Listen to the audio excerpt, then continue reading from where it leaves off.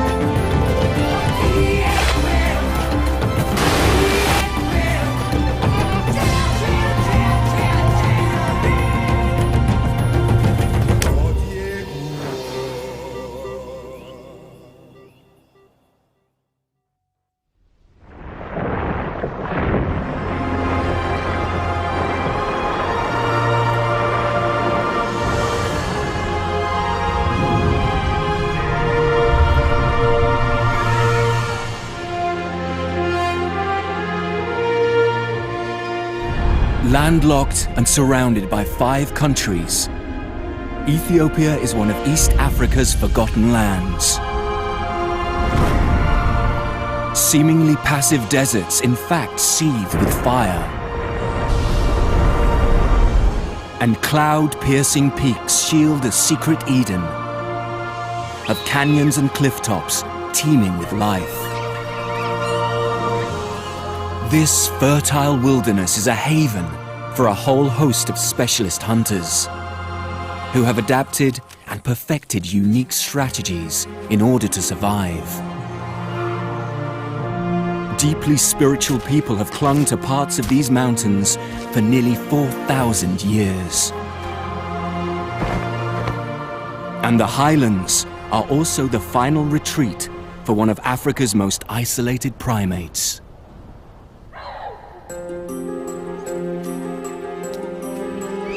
Gelada baboons are the last surviving species of a widespread group of grass-grazing monkeys, once found across the whole of Africa.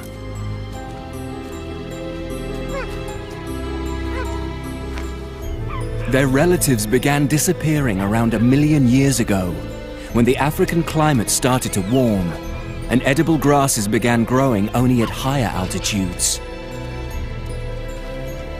Geladas either moved to where there was food or starved. But as people also capitalize on the highlands' fertile soil, Ethiopia's geladas may be about to face the battle of all battles in order to survive. Despite the rich offerings of their mountainous home, could this really be the geladas' last stand?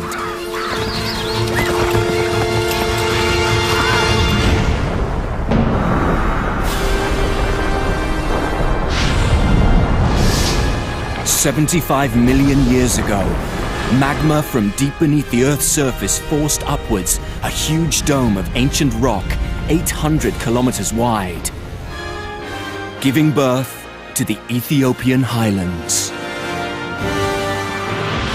Eventually, the tectonic plate beneath this enormous formation began to split and separate, sparking a chain of volcanic activity along what is now known as the Great Rift Valley.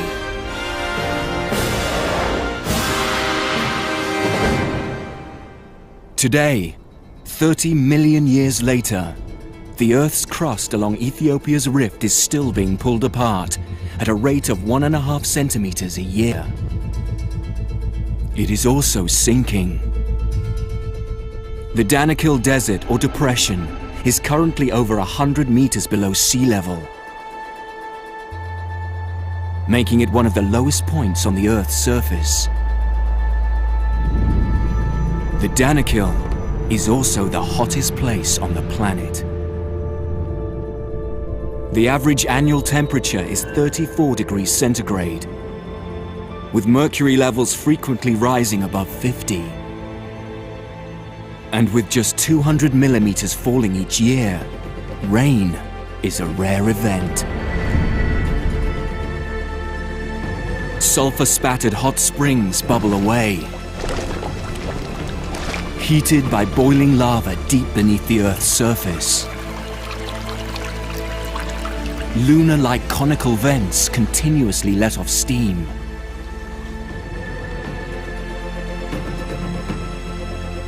Around 1,200 square kilometers of the Danakil region is a giant salt plain.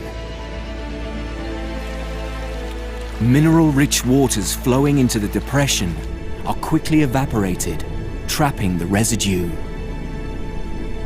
Over millennia, this has laid down salt layers over 2 kilometers thick in places.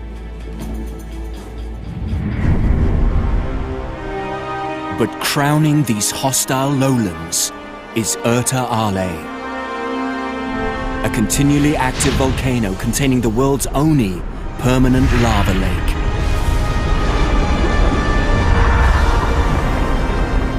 This sea of molten rock is more than half a kilometer across.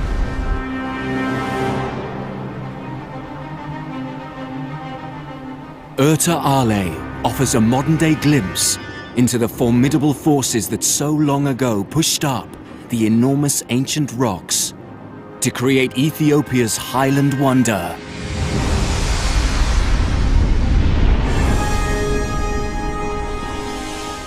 The roof of Africa.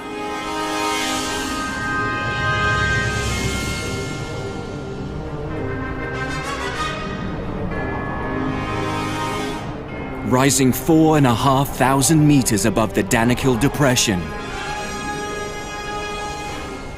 This mountainous region forms the largest continuous area of its altitude in the whole of Africa.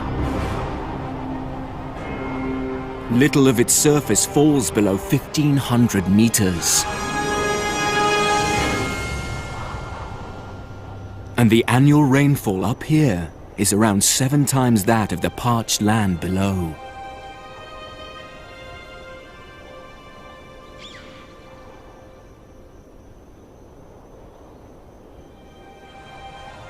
In contrast to the Danakil Inferno, these temperate grass-covered hills witness snow and ice on their highest points.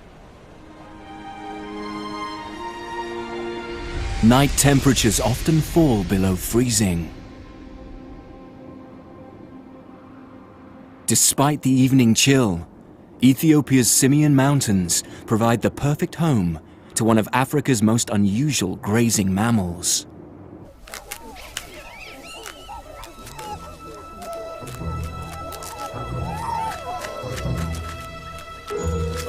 Unlike most monkeys, the gelada's diet is primarily made up of grass.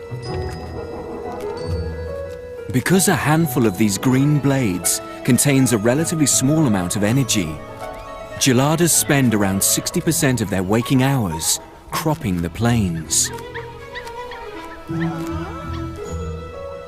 Unusually large molar teeth enable them to grind out the nutrients of each blade. Feeding is a sitting-down affair. Opposable thumbs along with a short index finger allow for a precise tweezer grip. Perfect for plucking grasses close to the root. With herds numbering up to 600 individuals, the highlands' grassy plateaus are in no time stripped short.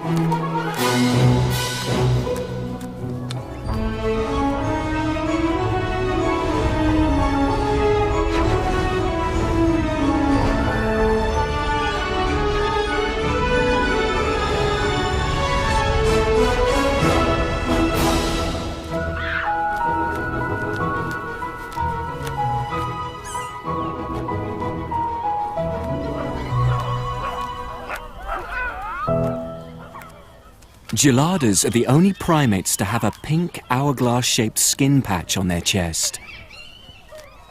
As well as adding to their distinctive looks, it has a more important use. In other baboon societies, the female's bottom changes appearance, signaling she's ready to mate. But because geladas spend so much of their time sitting down, it's their chest patch that blisters and becomes brighter in color whenever they're fertile.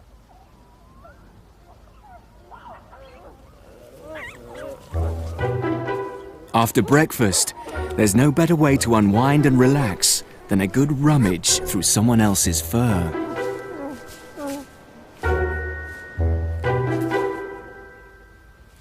This adult male gelada is about the size of a large domestic dog. He's the head of his own harem, made up of around a dozen females and their young. Although grooming also helps reaffirm social bonds throughout most of the group, it seems this alpha male would be far better off scratching his own back, not wasting his efforts on the females. Despite being the so-called boss, it's actually the women who call the shots in this society. Where to walk, when to eat, including when it's time for their leader to be replaced. Bands of bachelor males roam the outer perimeter of the herd, looking for signs of weakness, looking to catch the eye of any one of the females.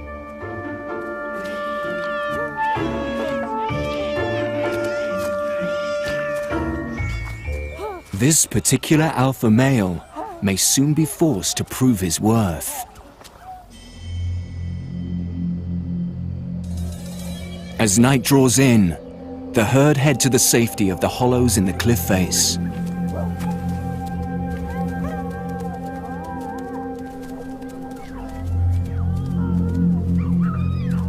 Long, thick coats of hair may protect them from the cold night air, but would offer little defense against the tearing teeth of the mountain's most notorious nocturnal predator.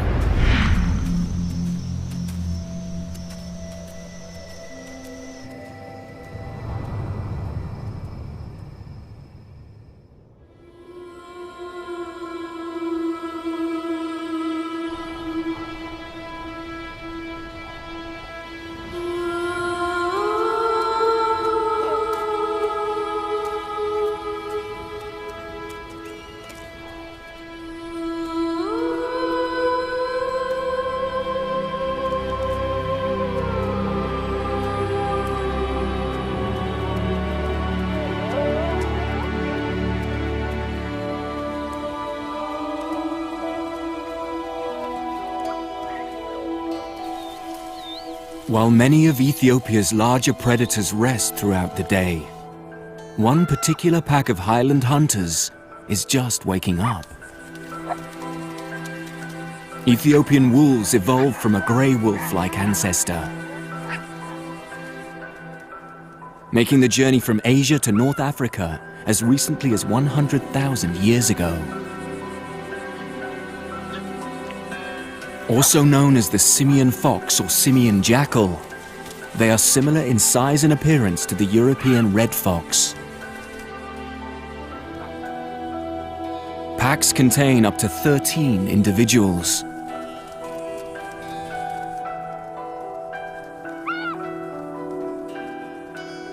Like all wolves, this carnivore has excellent hearing and a highly sensitive sense of smell. Already, something's caught this hunter's attention.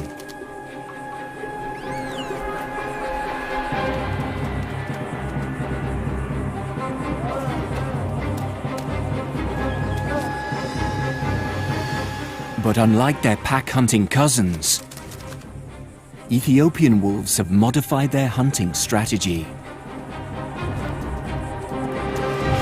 They choose to hunt alone on the open grasslands, splitting up from their groups to track down their prey. The hunter freezes. Silence is key to avoid alerting its victim. keeping a low profile. It closes in. This stalking strategy can last just a few seconds, or sometimes up to an hour. Fortunately, geladas aren't on this predator's menu.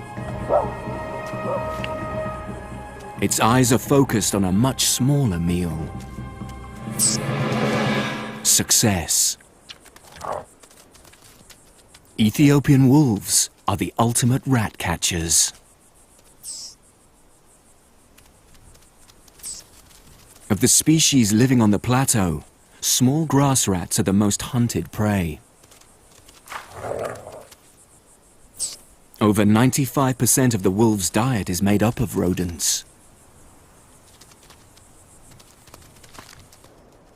With the hunting mission over, the individuals regroup and return to camp.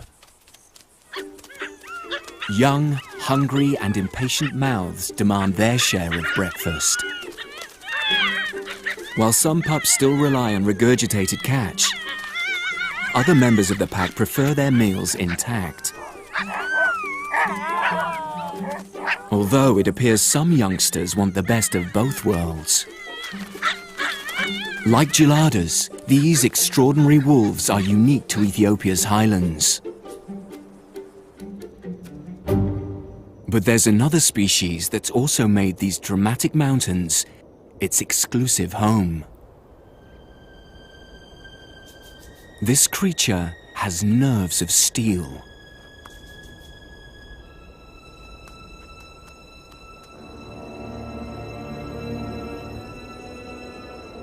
Balancing on the edge of a rocky ledge, a 500-meter drop just a few centimeters away. It seems completely at ease with the terrifying steepness. But like all mountain goats, Walia ibex have feet specially adapted for a life on the edge. Their hooves have sharp edges and concave undersides, which act like suction cups, gluing them to this ever-challenging terrain.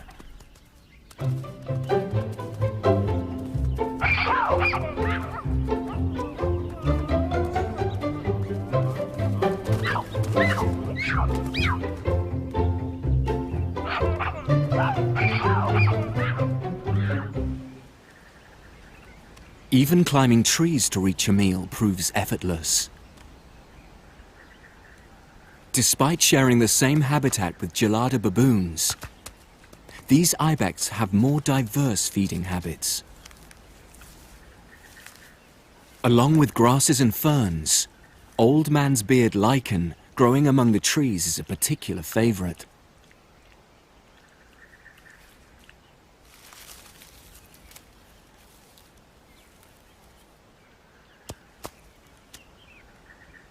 Male ibex spend the majority of their time living together in small groups, while females opt for a more solitary existence. But during the mating season, this grouping pattern changes.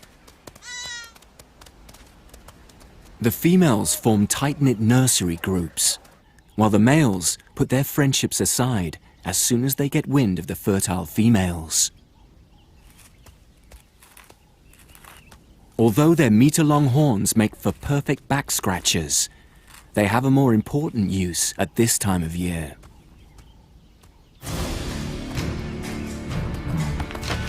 Known as rutting, this clashing of heads is what sorts out the men from the boys.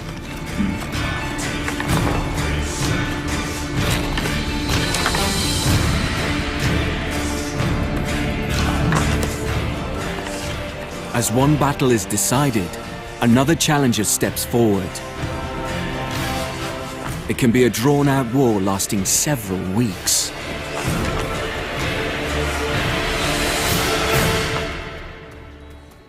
The eventual victor gets to dominate the female herd, increasing his chances of siring the most offspring. Although Ethiopia's highlands provide the perfect refuge for many creatures, There's another mammal that has also risen to the challenge of surviving here.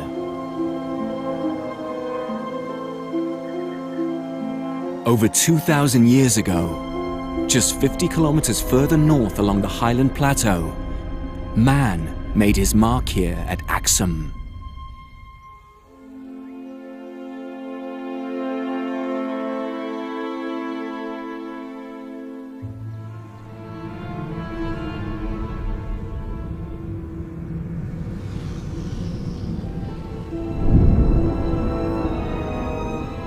These obelisks crown the tombs of Ethiopia's ancient royal rulers, who chose this region as their political and religious capital around 3,000 years ago.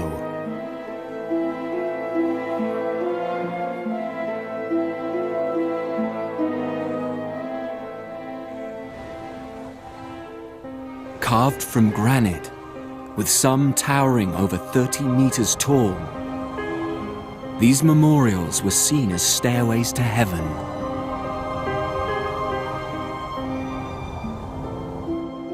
In the same mountainous district, a series of caves lie hidden amongst the landscape. For centuries, they have been the destination for thousands of steely-nerved pilgrims.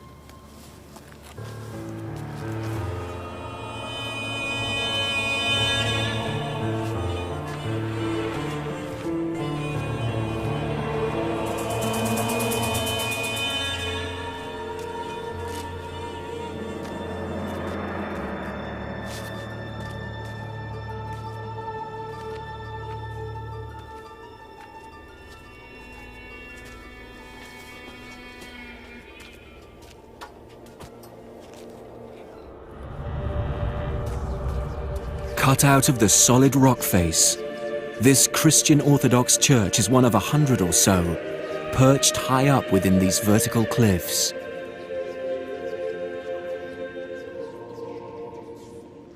Adorned with medieval murals, for over 1,000 years these holy hideaways have allowed their congregations to participate in peaceful prayer and spiritual ritual.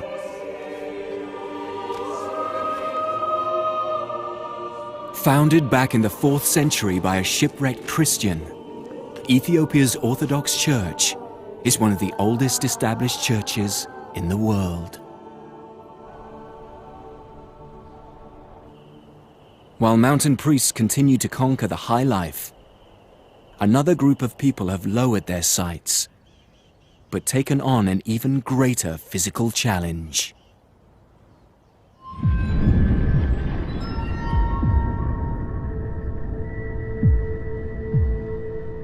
In Ethiopia's hostile Danakil Depression, the shimmering 50-degree heat reveals what appears to be a mirage of life.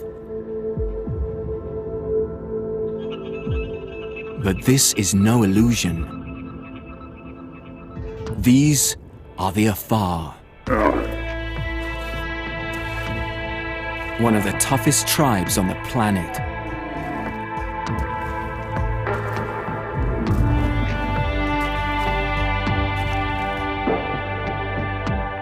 For centuries, the Afar have dominated the Danakil Desert, once one of the only trade routes in and out of Africa.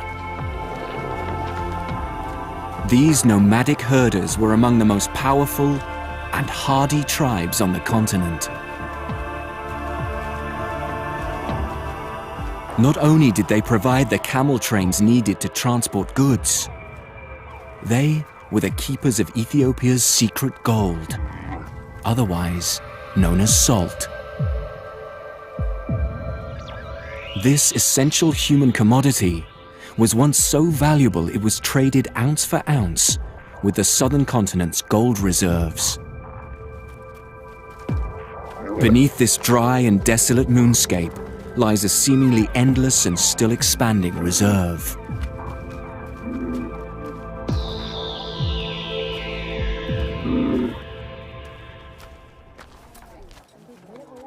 Although not quite as valuable today in monetary terms, the Afar still guard and defend this territory with all their might. Harvesting the salt is a team effort,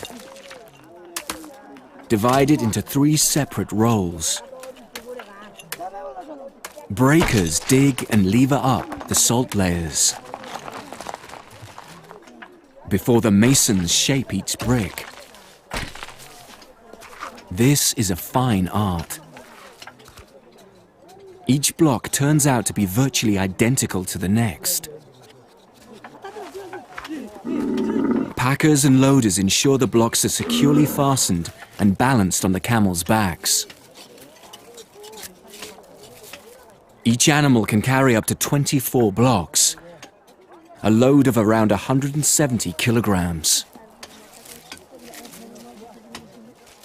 The Afar alternate the locations where they mine.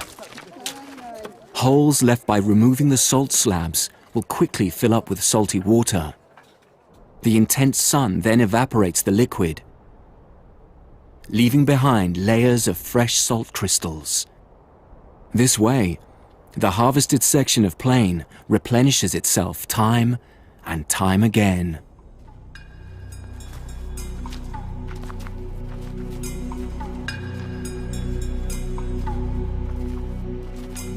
Once fully loaded, the 50-strong camel train begins the 2-week trek up to the temperate highlands. Eventually, the salt will be traded and distributed to the mountain region's various markets. As one group of hardy warriors scrape out a living in the desert, in the Gelada-inhabited highlands, another gang of primates face harsh challenges of their own. This group of Gelada bachelor males are planning a raid. The harem's alpha realizes he needs to act fast if he is to protect and retain the support of his much-prized females. Pulling back his highly elastic upper lip over his nose, he reveals 2-inch-long canines. The message to these potential challengers is clear: back off, or I'll attack. But one of the bachelors appears unfazed by the threat and stands his ground. Left with no other option, the harem's alpha male attacks.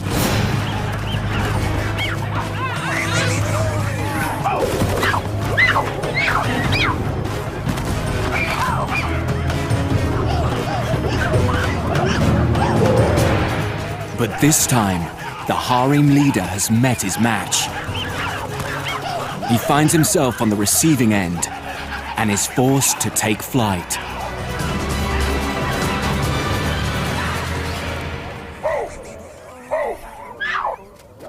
With badly bruised pride, the alpha male attempts to rejoin his group.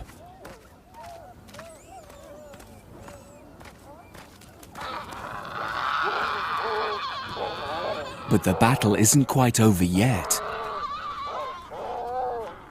The victorious bachelor male moves in to claim his prize. But it's soon apparent defeating the alpha is only half the battle. Because it's the females in Gelada society who set all the rules, this bachelor receives the wrath of the women, who send out a clear message of support for their current leader.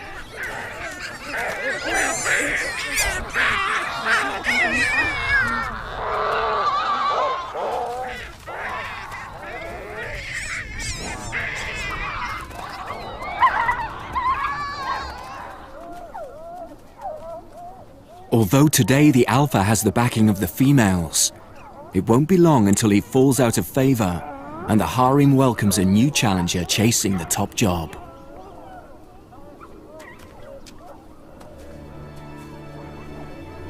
Fortunately, competition and fighting over food is a rare occurrence up here in the abundant grass-covered hills.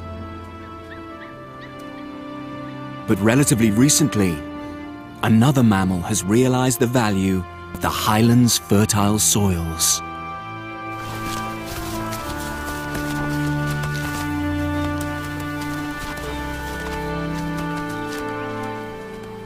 Perched on the lower ledges of this mountain kingdom are the Amhara, farmers whose lives depend on a crop that is as old as the hills. Teff. This humble wheat is the ancestor from which varieties such as millet have since been cultivated, and is an integral part of Amhara society. Teff seeds are so small, a single handful is enough to sow an entire field. While men work the terraces, it is the women of the village who turn the grain's chalky flour into large leathery pancakes. These flatbreads, known as injera, are unique to Ethiopia. Teff is milled into powder, then mixed with water, yeast, and a small quantity of flours. The base touching the hot iron pan or mitad turns out perfectly flat pancakes, while tiny bubbles create an upper side containing hundreds of mini craters. This porous surface makes injera the perfect bread to scoop up sauces and other traditional dishes.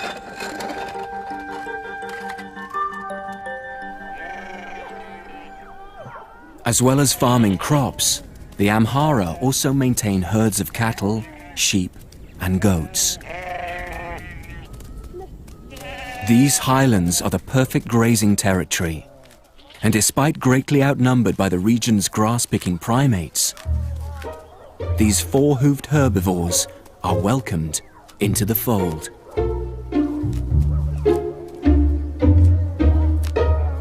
But when it comes down to invading personal space, there are limits.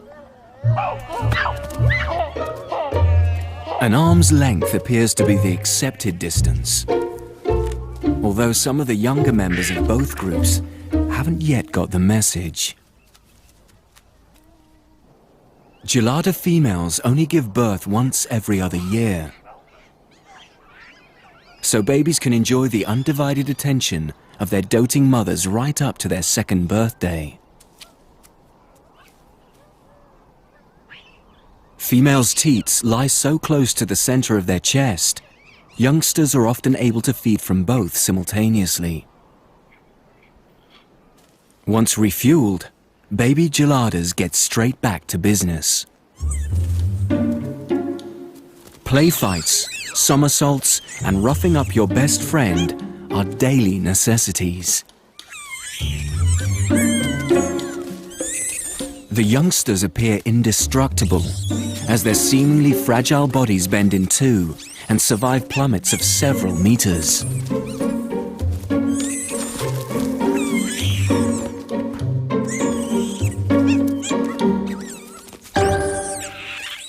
But the peaceful scene may soon be about to come to an unsavory end. Geladas and Amhara people share an ongoing territorial battle. And these shuffling simians are getting uncomfortably close. This farmer's crop would be easy pickings for such a voracious gang of grazers. No fence would be high enough to deter such agile climbers. The teff from these fields is an important source of income, so the farmers have no option but to defend their land.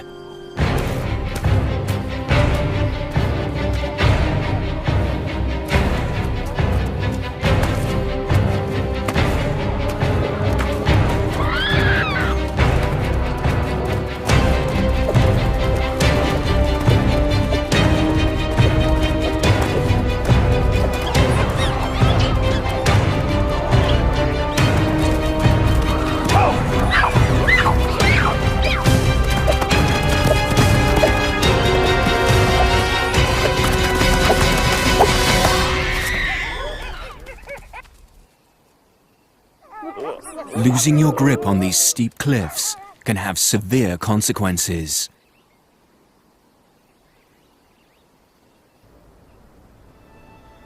Living the high life comes with many benefits.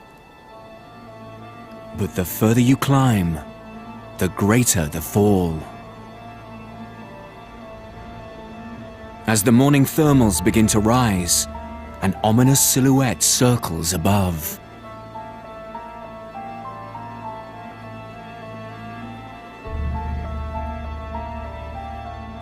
The arrival of the highlands undertakers confirms the demise of one of the mountain's monkeys. At over a meter tall, lappet-faced vultures are one of the largest scavengers in the region. It dominates all other birds when feeding. The carcass is quickly stripped clean as other airborne freeloaders get wind of the meal.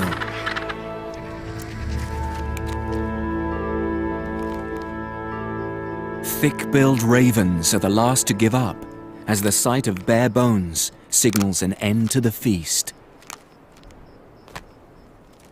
But for one avian predator, a cleaned-up carcass is cue for a banquet to begin.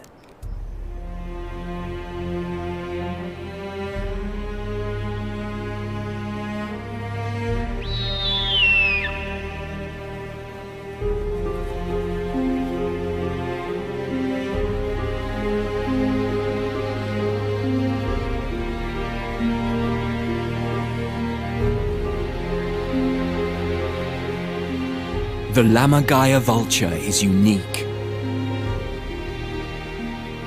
With a wingspan tipping 3 meters, it's one of the world's largest birds of prey. It's also the only creature on the planet with a bone-dominated diet. A highly acidic stomach enables it to digest entire bones overnight. Although even for this giant, there are limits to the portion size it can swallow. But for the Lammergeier, the bigger the bone, the better, as it has developed a remarkable strategy to consume these oversized chunks.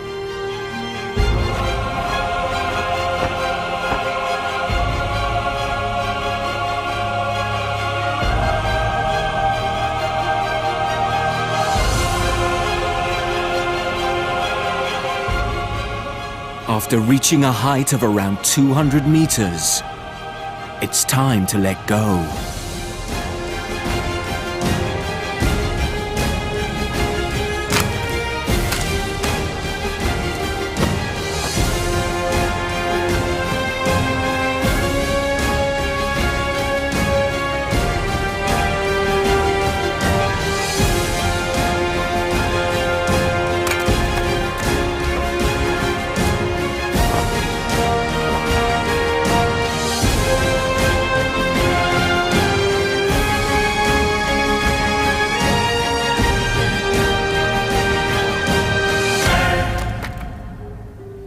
This bone-breaking action can be repeated up to 30 times, until the fragments are small enough to digest.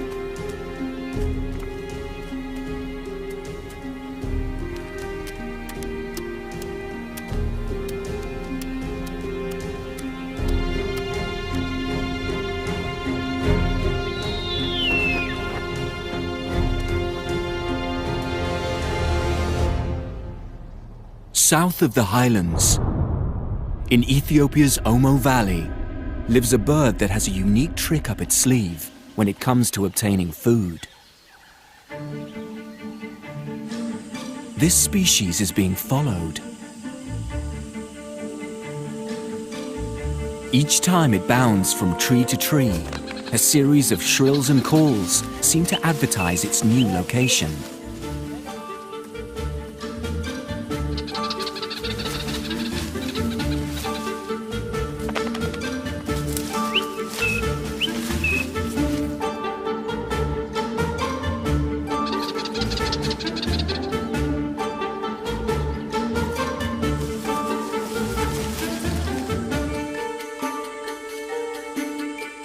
Eventually, the bird reaches its destination and the hunters close in. Which is exactly what this greater honey guide intended. These Suri tribesmen are after one thing, and this bird has led them directly to it. But between this trio of trackers and the prize lie several hundred sting-wielding bees.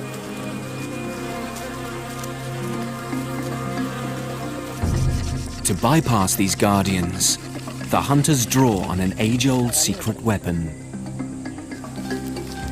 As soon as bees sense their hive is under attack, they release a pheromone which acts as an alarm odor. This initiates a response from the entire swarm, who instantly set about attacking the intruder.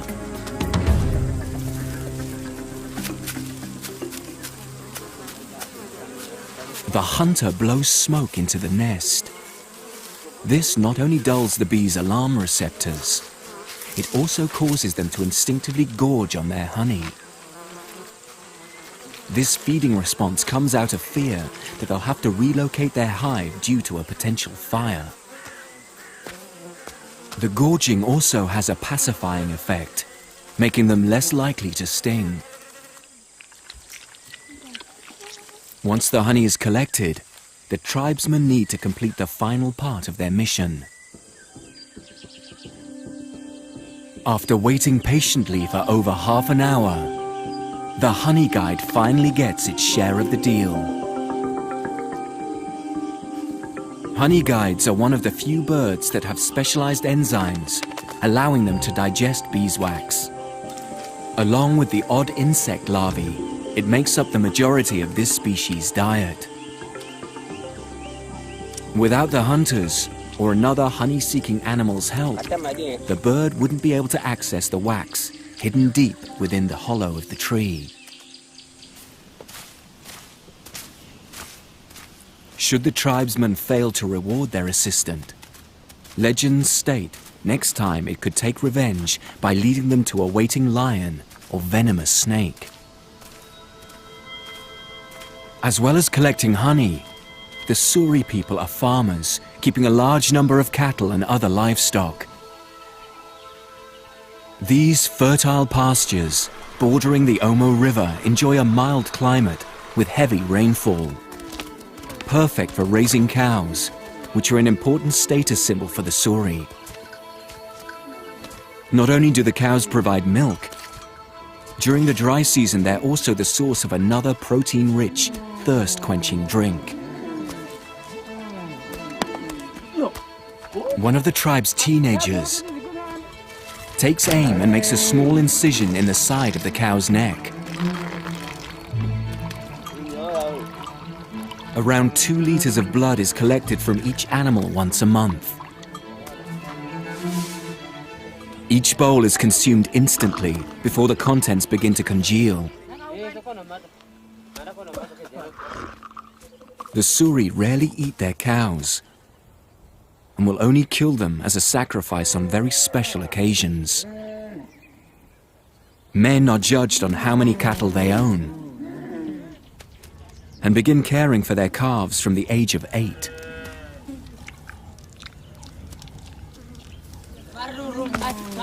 The average male owns around 40 cows, which presents a small challenge, as they're not allowed to marry until they own 60. Suri women are some of the most recognizable tribespeople in Ethiopia. These teenage girls have recently had their lower lips cut.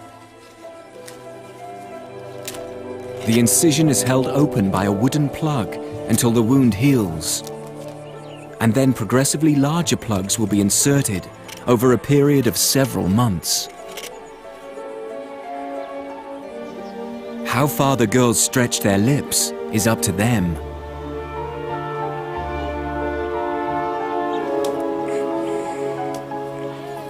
But the larger the clay plate they are able to hold, the more desirable they become to a future husband.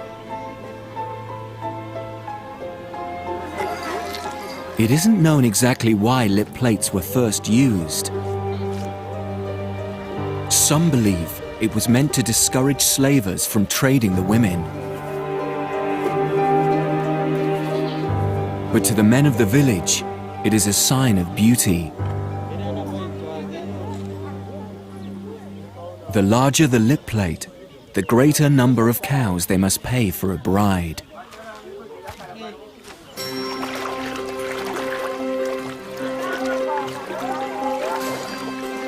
As well as offering an ideal environment for agriculture, the Omo Valley also provides another source of income for the Suri tribe. These nearby streams reveal a luxurious legacy of Ethiopia's volcanic past.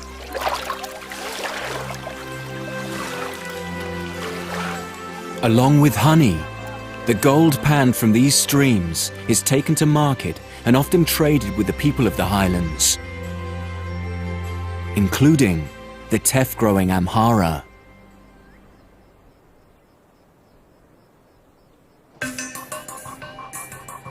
In the foothills of the highlands, it's market day.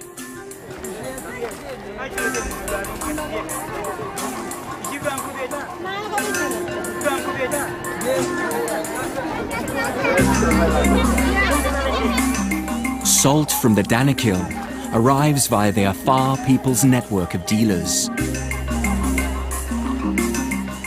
while Amhara women prepare to trade their teff with buyers from far and wide. The range of goods on offer is endless. While these young Oromo men haggle over the price of rock salt, another member of their tribe is on the lookout for a more unusual product. As the market comes to a close, money changes hands for a much prized